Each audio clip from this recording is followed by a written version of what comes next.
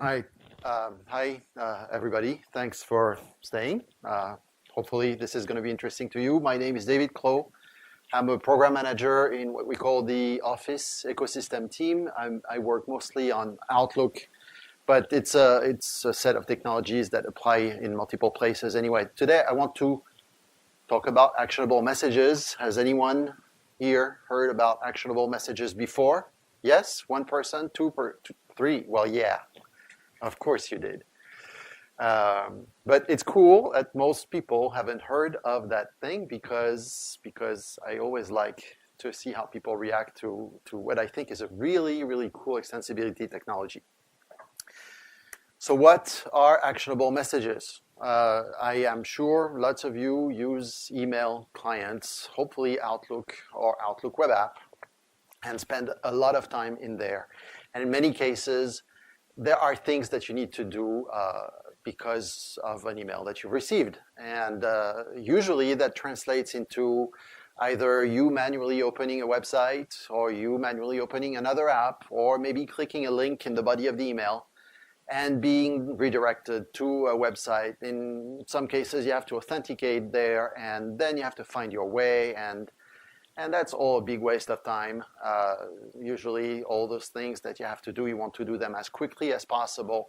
And with actionable messages, you can actually do exactly that. So imagine you receive an email and there is a very quick way in there to do something very quickly without any friction, no authentication or nothing, like liking a Twitter post if you're into social stuff, or maybe adding a comment to a GitHub issue for the projects that you're currently following, responding to a survey, approving an expense report, all of these things that are really bite-sized actions that you're being asked to do on a regular basis, and that really you don't want to go to another system to do.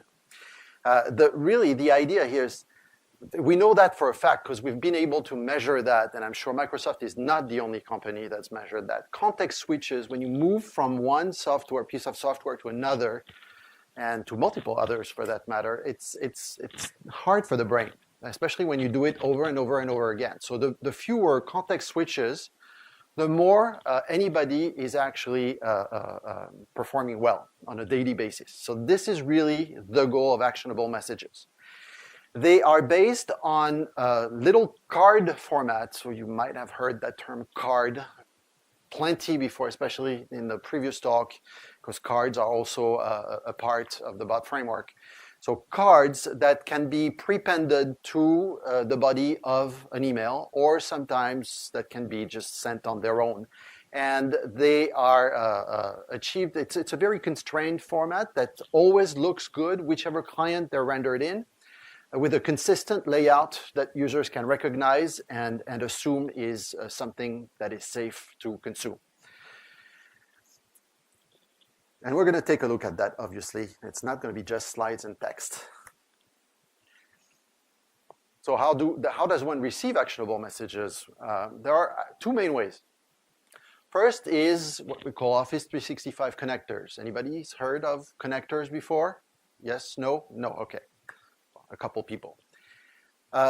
If you've ever worked in Outlook groups, which is yet another concept that you might not have heard of, groups are like Teams. Essentially, take Microsoft Teams. Anybody familiar with that brand new software from Microsoft called Microsoft Teams, where people can collaborate in Teams using that very simple chat-like UI? Well, Outlook groups are essentially the same technology but exposed in Outlook. So this way you can actually do things similarly in the software that you actually care about. But those groups are not email, right? They are usually private to a team within a company, so you can't really send them stuff via email. And if you're used to working with third-party services like we do all the time with GitHub repositories or with Trello, which is a very simple task management system, these systems, they cannot send you the notifications that you might need to rely upon because the group is not accessible over email. So with connectors, you can actually decide what notifications you want to receive from those systems in a very granular way, and get those cards, those actionable cards, in your stream of information. You can act upon them. So those are connectors. We're going to see an example of that. And what's cool is that those connectors, again, work in both Outlook groups and Microsoft Teams, exactly the same way. But sometimes, in many cases for that matter, you don't really want to have to configure something. It's not like you want to receive notifications from a particular service. What you want is to be able to take part in a process that you're supposed to take part into. Like, for example, if you have to approve or reject an expense report, that's part of your job. You're being told to do so. You cannot just opt out. So in those cases, for those scenarios, actionable messages can also be sent over email simply, and the user does not have to configure anything. And that's actually beautiful, because this way I just do what I have to do when I receive the email, and that's it. I can go on with my life. So to start, those are a few examples of the cards that you can expect, and we're going to see them actually in the product after. But I was talking about GitHub, a card like an issue was opened by someone, and as you can see at the bottom, I have the possibility to add a comment directly on that issue, or even close it. Of course, I can also navigate to GitHub if I want to have more details about the issue in question. TinyPulse is a very popular, or getting a lot more popular as we speak, actually, quick survey service that we have used internally at Microsoft for that matter. And now with actionable messages, you can actually answer those polls right from Outlook. And this is an example where the question is plain text, but you can also imagine questions where it's a multi-selection, like radio buttons or even checkboxes. So you see all of these, and the card always has that consistent look and feel that people can get familiar to and assume is safe to interact with. In terms of how things work, one thing that is very, very important is that it's a very, very safe technology. If you have heard about Office add-ins or modern add-ins for Office, you probably know that these things are implemented with HTML, CSS, and JavaScript. They're very, very powerful, and they have access to your personal information, which is why you need to turn them on individually, because you need to actually consent to the add-ins accessing your data. This is not at all the case for actionable messages. That's the beauty of it, actually. There's zero code that's ever executed on the client. So the information stored in the user's mailbox or anywhere else is absolutely safe. There's no risk whatsoever. As I was saying, the cards have no access to the information. And also, all the scenarios that are exposed via actionable messages are registered with Microsoft, and we have a review process. Of course, you can also enable scenarios for just your enterprise, and that's actually one of the better use cases for actionable messages. You probably have plenty of processes that could take advantage of that technology, and hopefully by the end of this talk, you will have an idea of, okay, what can I do to simplify my users' life on a daily basis? A last set of slides to talk a little bit about how things work. I'm going to go quickly on that because it's a bunch of boxes and maybe a little too technical, but I just wanted to dig into it to outline the fact that everything is indeed secure.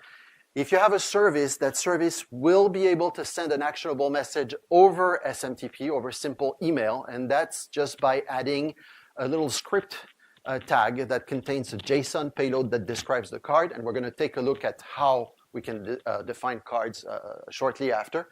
And that's going to be sent to Office 365, and Office 365 will verify that the sender of that message is allowed to send actionable messages. This is done with standard technologies like DKIM and other standard ways of verifying the sender. Then, of course, that email is then relayed to the client that synchronizes it. That's Outlook or Outlook Web App. At this time, we are only supporting Outlook 2016 and Outlook Web App for those actionable messages. We will support more clients in the near future. Then in that card, the user might take an action, so click a button. Those actions actually make a call to an HTTP endpoint on the distant service, on the external service. So it's an HTTP post that goes through the Office middle tier, and the middle tier stamps a token that is signed by Microsoft on the request so that the service that receives it can assess that the request is indeed coming from Microsoft and that it is safe to run it, because you don't want your service to be attacked by callers that might not be authenticated. And of course, the service performs the action, and at that point has the ability to return either a custom status message to the client that ran the request. It can even completely refresh the card in order to give the user a completely new set of information, and we're going to see an example of that. That's exactly what happens. So this is how things work. Again, I want to emphasize that those actionable messages are very, very safe. And again, the goal is to have bite-sized actions that can be done very, very quickly to save the user time. Now, let's go into demos. So the first demo that I want to do is a demo with Trello. Anybody familiar with Trello here? So Trello is, I see there's probably a couple people.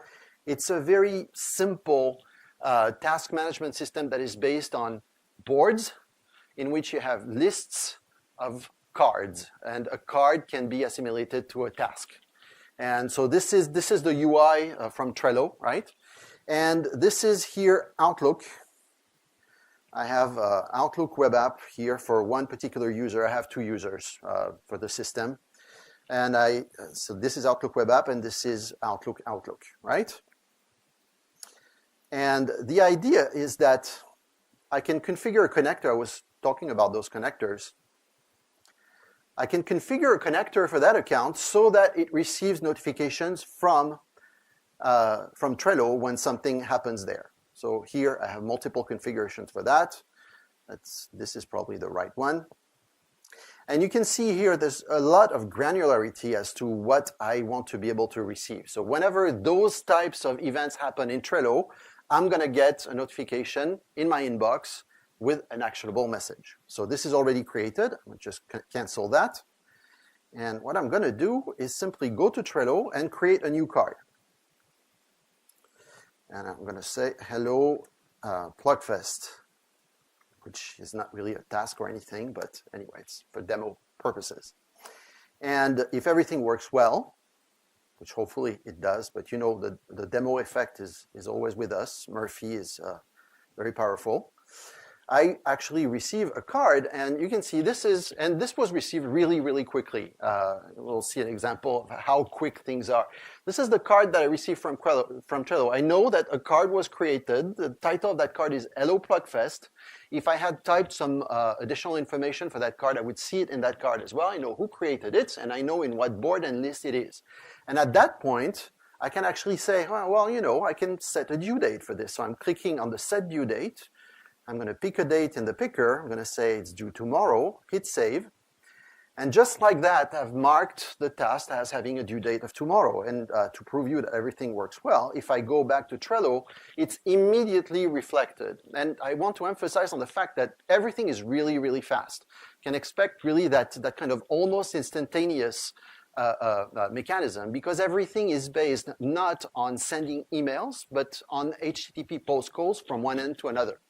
Right? So we really talked directly to Trello to tell it, please mark that particular card as having a due date set to tomorrow. And now if I go to Outlook, which is actually on another account, which also has the same connector configured, you can see that I also received the card there. And if I wanted, here I could just say, hey, let me move that card to another list. I'm going to say to the completed list. Hit submit, and again, if I go to Trello, the card has been completed already.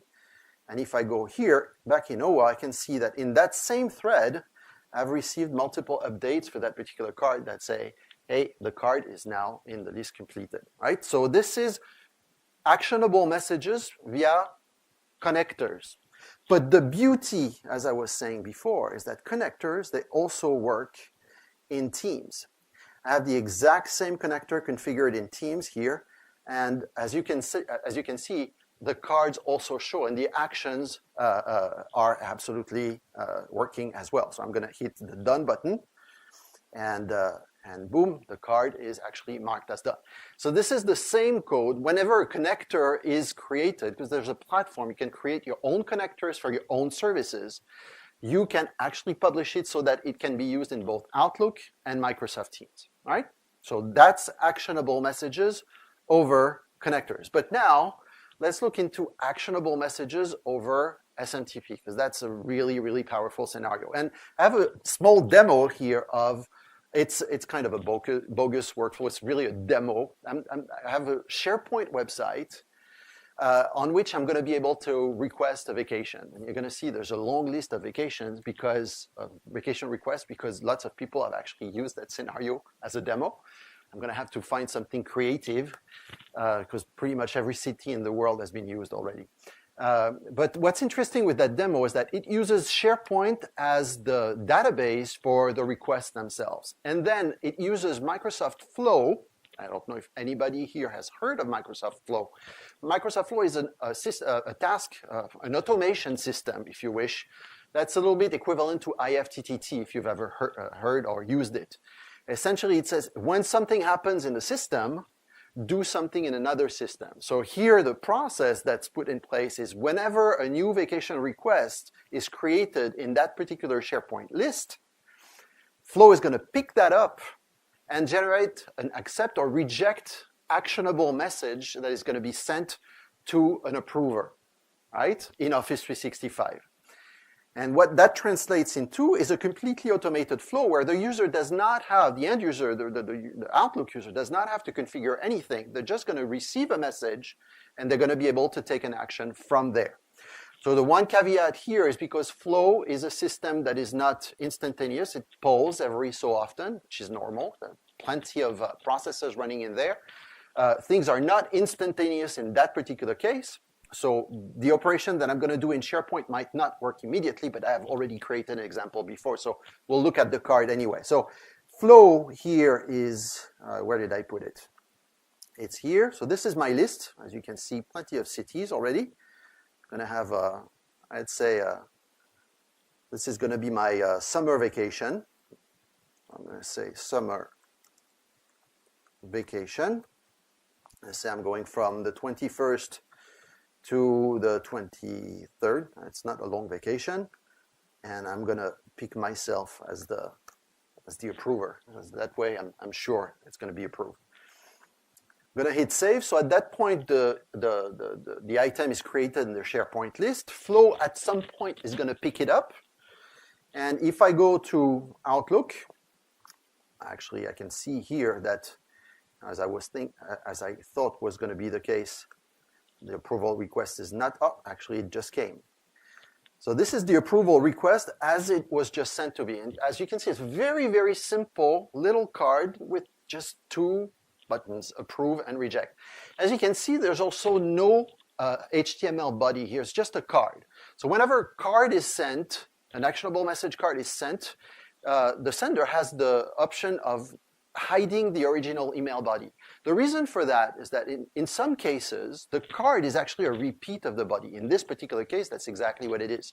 The body would read, please approve or reject that request, and would have links to an external website. But the sender here, Flow, does it with a card, and the card completely replaces the functionality of the body. So they chose to hide the body. But in some other cases, the body would be displayed in addition to the card. One great example of that is an expense approval request. You can imagine that the body would contain a fully detailed view of the expense report, while the card would only contain a little summary alongside the approve or reject actions. So sometimes card is complementary to the body, and sometimes it's a replacement. And the option is provided in little card format. So I'm going to approve my request, just clicking approve, and boom, done. That's it. And I will most likely receive an email within a couple seconds. I'm actually happy that it took that little time. Now, of course, it was all on my account, so too easy, right? But if I was the person who actually created the vacation request in SharePoint, I would receive that message, say, okay, now I know that I can take my vacation. It's all automated with actionable messages. And So let me now show you yet another scenario, which I think is really, really cool. We talked about that tiny pulse before. It's a polling mechanism. Actually, we have a demo. It's not tiny pulse, but it's a similar application where you can actually respond to polls within the email client. Let me show you that. I've actually implemented this one. I also like it because, as you can see here, I've opened that little drop-down menu. Those are add-ins. What you see here, that series of icons, including the little drop-down arrow and that list of things, those are add-ins that are coded with HTML, CSS, and JavaScript. So with an add-in, you can actually extend the functionality of the client. You code that add-in once for that matter, and it's going to work in Outlook and in OWA, and now also on iOS. And with an add-in, you can actually create a process end-to-end that happens in Outlook. So in this particular case, it's a quick poll process. So I click on this thing. My add-in opens here in a modal dialog that appears on top, but it's not necessary. It could actually be a task pane on the right, or it could actually do something immediately without any further interaction. And I'm just going to select a bunch of options here. Vegetarian. I'm going to say gluten-free. And I'm just going to limit it to that. And this is the card, the preview of the card that I'm going to receive, or that the people who are going to receive the poll are going to see in their email client. I'm going to send that to 2 email addresses, mine and somebody else. And I'm going to click send the poll. And boom, done. And I can continue with my life. So we were talking about, reducing the context switches. Just wanted to emphasize this is somewhat disconnected from actionable messages, but I can trigger an actionable message scenario from an add-in that works within Outlook. So that allows the users to just stay in Outlook all the time, which is probably, at least for some, and I know here at Microsoft it's very true for some of us, it's a big time saver, like not having to navigate all around. So I just did receive that particular survey with my options, and my coworker on the other account probably received it as well, right? So it's the same thing. As you can see, the card as rendered in Outlook looks slightly different because it adopts the styles of the client it's being rendered in. So in Outlook, the styles are those, while in OWA, it's a slightly different visuals. So I'm going to say vegetarian. I'm going to submit. And here you can see the card refresh mechanism. And by the way, if you think there's not enough space between thanks for responding and the little thing that's under, absolutely, there's not enough space. But this is just a bug in the very latest build that I'm using now that nobody else outside would see. So here you just witnessed what we call the card refresh. After you've responded to the poll, the idea is to show you interesting information. And that interesting information in this particular case is to tell you, okay, here are the current statistics when it comes to that survey. So we completely refresh the card. What happened, again, is as I clicked the button, a call was made to an external web service over HTTP. It was a post call. It passed a bunch of things, and the service responded. And as part of the response, said, replace the card with that new one, which is exactly what happened in the client, right? And now if I go to Outlook, where my coworker is also supposed to respond to the poll, I'm going to hit submit. As you can see, he also got a card refresh, but because I responded before, now there are actually two responses in total, and you can see that his response was gluten-free while somebody else responded vegetarian. This is just one example. We can imagine many, many scenarios that could refresh the card. There are plenty of, yes?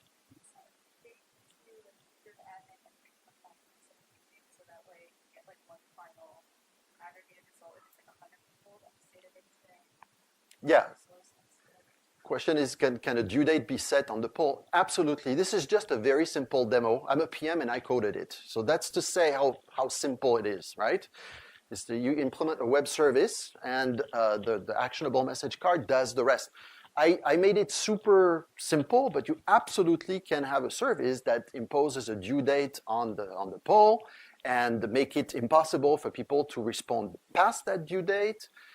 Anything you want, essentially. We're going to see exactly how you craft those cards so that they do that magic, if you want to call it magic. So you're absolutely free to use the technology for whatever scenario, and even though the format, the layout of the card is somewhat constrained, again, for very specific reasons, we want the cards to look good all the time. You still can do plenty of things. And I was even going to say, you can even imagine scenarios where you have a multi-step UI, as in you get an initial card, and that initial card has a next button.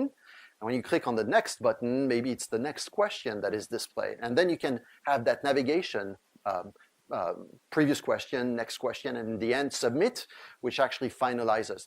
Just again, thinking out loud here, but there are plenty of things that you can actually do. Now that we've actually seen all the cards in action, so this is basically it, right? That's it. It's as simple as that in the end. I just wanted to show you the tool that we've created to help you craft cards. It's something that can actually help you understand what is possible and what you can do.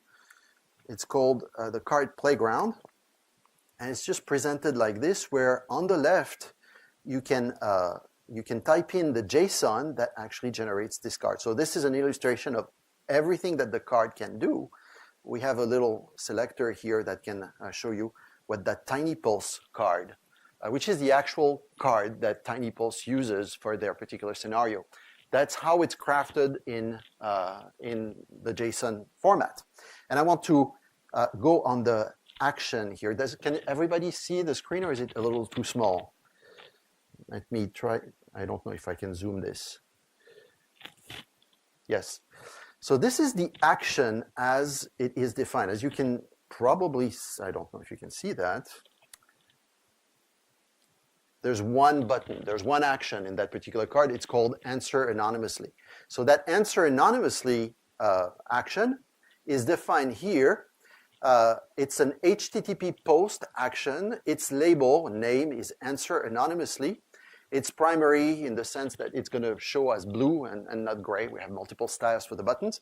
And what I don't have in this particular sample, because I don't own Tiny Pulse and I can't craft the right URLs, but the idea is to say, okay, here, what I want when the user clicks on that button is to make a request to tinypulse.com, probably /API, and then probably user ID equals and whatever. It's actually the sender that crafts that payload, so they know what user they're targeting, which is it's actually a bad example in this case, because when you send a survey to many people, you have to craft a card for everybody, one single card for everybody.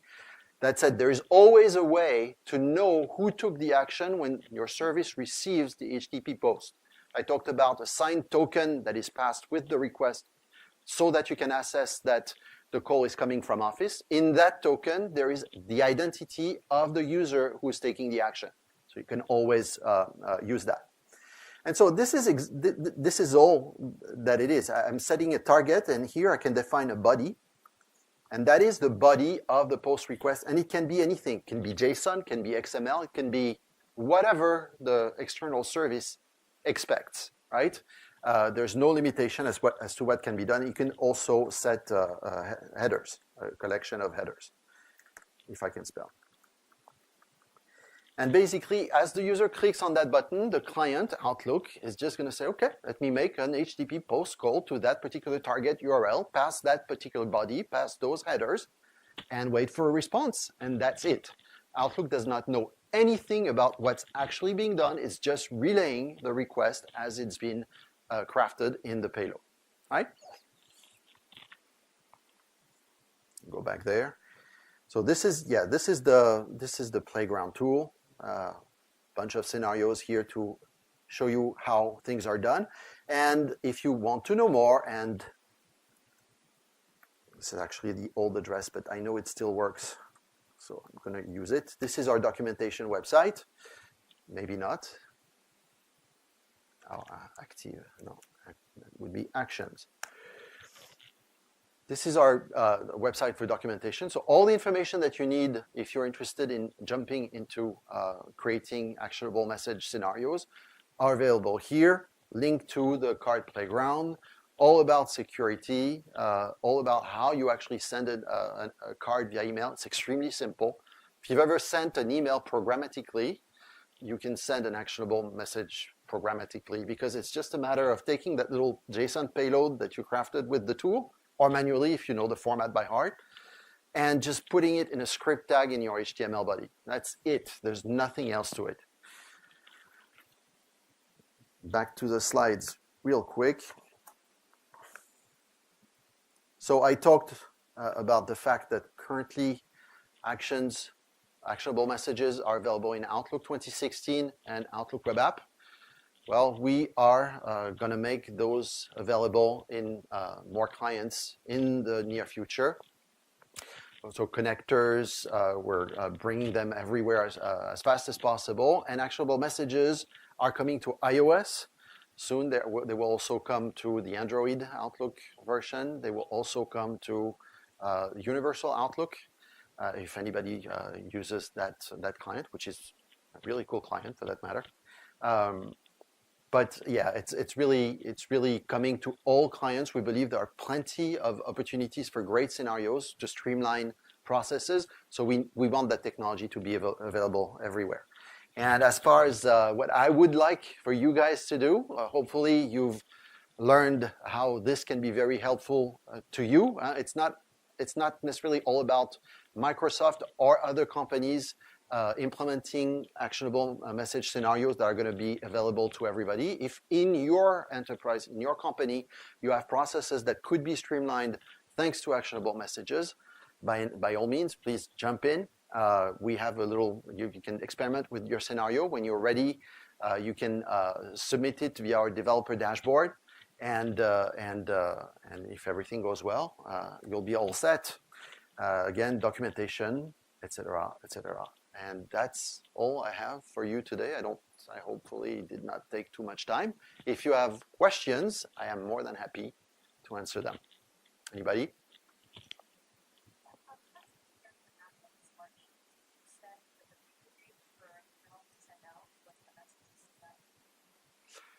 So the question is, can you set a future date for an email to send out?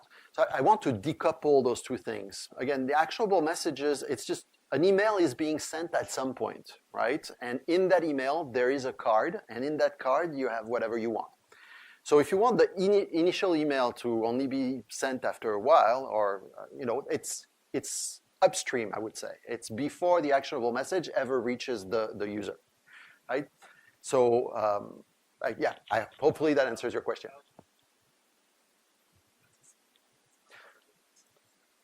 Exactly. I mean, there's an add-in in Outlook if maybe you'll want to check it out. It's called Boomerang.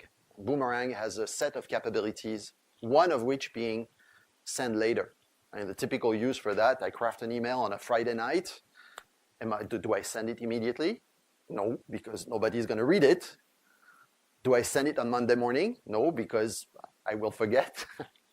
So what do? I use Boomerang to set, and basically instruct it to send my email on Monday morning for me. So I can do that with an add-in. Any other question? No? All right. Well, thank you very much. Hopefully you liked it.